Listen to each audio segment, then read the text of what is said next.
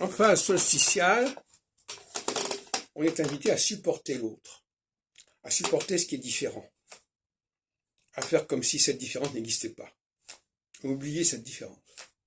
En phase équinoxiale, au contraire, il y a un retour du refoulé. Je ne suis plus disposé, et je serai de moins en moins disposé à mesure que la phase équinoxiale se développe, à supporter des comportements qui ne conviennent pas à ma nature, à mes valeurs. Et à ce moment-là, il y a un réflexe de séparation.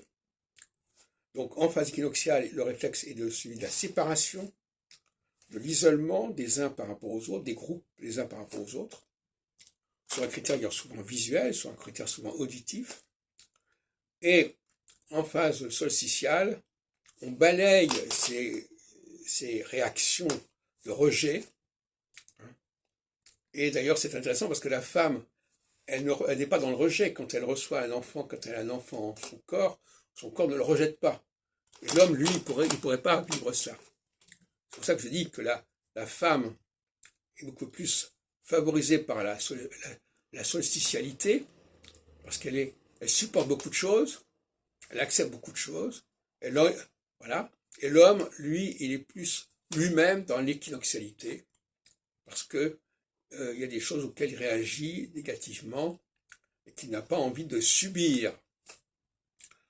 Dans une autre vidéo, je disais aussi à cela, les femmes sont plus intéressées par l'objet extérieur, et parce que l'objet extérieur, on peut le renouveler, on peut le réparer, alors que l'objet intérieur, c'est-à-dire le sujet, lui, les gens ne savent pas forcément réparer, améliorer leur propre sujet, leur propre subjectivité, si on peut dire, c'est pas le mot exact.